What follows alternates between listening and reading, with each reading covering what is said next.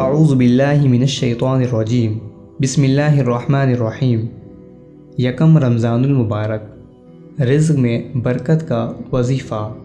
جب رمضان المبارک کا چاند نظر آئے تو مغرب کی نماز کے بعد 21 بار مکمل سورۃ القدر جو پڑھ لے اس کی روزی میں ایسے برکت ہوگی جیسے اونچائی سے پانی تیزی کے ساتھ نیچے کی طرف آتا ہے۔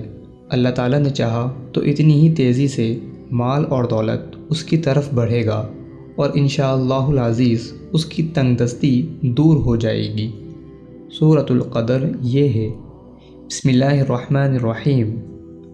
انا انزلناہ فی لیلۃ القدر وما ادراک ما لیلۃ القدر لیلۃ القدر خیر من الف شہر تنزل الملائکۃ والروح فیہا بإذن ربہم من کل امر سلام ہی حتی مطلع الفجر۔ صدق اللہ العظیم۔ اللہ تعالیٰ سے دعا ہے کہ اللہ تعالیٰ اس عمل کی برکت سے ہم سب کی تنگ دستی کو دور فرمائے۔ آمین۔